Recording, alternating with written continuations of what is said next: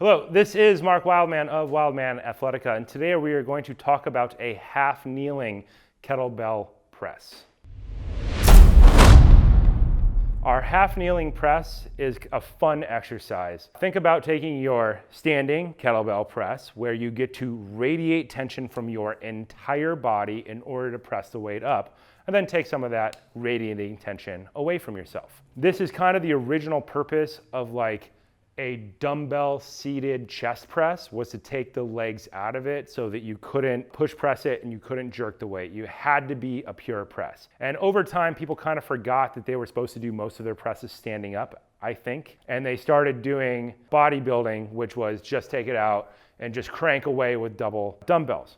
Great idea, works great for certain things. If you want it to be a more athletic press, which means more complex movement and stability in really weird positions, then take away the bench and make your body the bench, so that your core, your skeleton, and all those little connective tissues in the middle have to take over the job of the bench that you would be using in the gym. This version is a breakout from Turkish Getup. What we're going to do is we're going to get into our half kneeling position and we are going to do our press as if it was part of the Turkish Getup, but just rip all the rest of the stuff away and focus on this one thing. This will have a great effect on making your core work better. When you put a weight on one side of your body, the other side of your body fires in order to stabilize you from being pulled into a rotation, so your body fights back. When we change our leg position and we go from 2 legs on the ground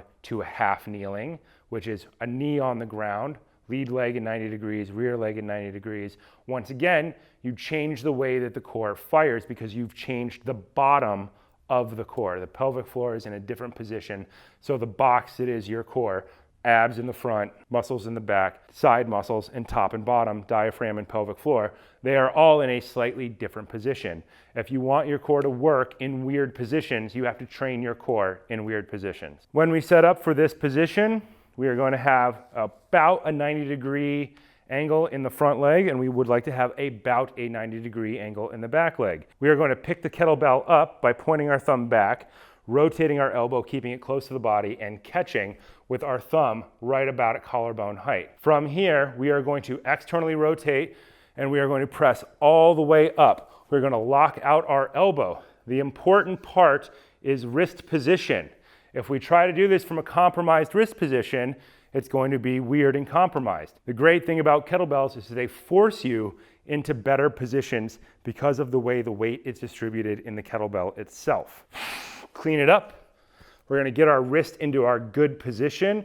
We're going to crush the kettlebell if it's heavy enough for us to have to crush. If the weight is light enough, we don't have to do the crushing step. Verticalize our forearm, and we are going to open up, press all the way to the top. Our goal is to lock out that elbow, squeeze that tricep.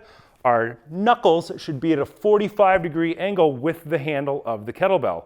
Pull the weight down, fold it back into this resting position.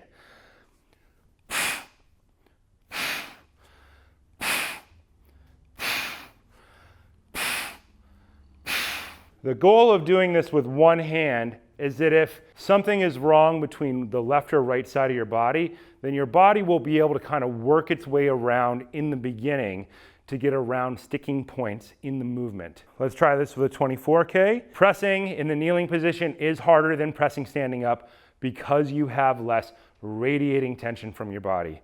As the weight gets heavier, I'm going to put my arm out to the side. I am going to crush, grip this fist. I'm going to drive this lat down to create more tension to stabilize my core.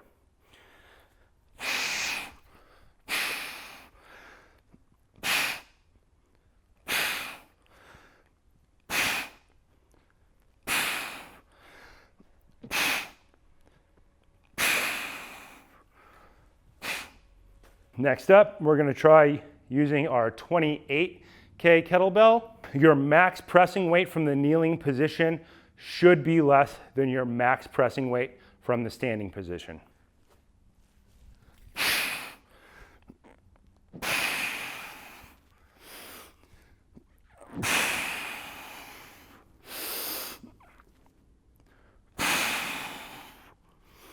So what you'll notice there is there are different breathing techniques for different weights. If the weight is light, I assume I'm going to be doing more reps. So I'm breathing a lot more because I want more oxygen in my body so that I can continue to press for periods of time. Light weights, you probably can do them for higher reps. Oftentimes in training, you will do that for time under tension, which means set a clock and press as many as you can in that amount of time. With the heavier weight, you'll notice I took a breath, I pressurized my core, and then I pressed and exhaled at different points in the movement. But I was doing that in order to create more internal pressure inside my body so that my body would be more rigid so that I can press the weight differently. This is one of those great things about kettlebells that you can do. There are lots of different positions that you can do in order to work on your presses. You can work on standing presses, push presses, jerks, thrusters, half kneeling presses, double kneeling presses, shooter squat kneeling presses. There are tons of variables which allow you to force your core on in weird positions. And if you do a lot of weird athletic stuff, you are always trying to find ways to get your body to support those weird athletic movements. Use this exercise as part of developing your Turkish Getup so that you are strong in that kneeling position and you can maintain that overhead position when you're going into your lean. This has been Mark Wildman of Wildman Athletica.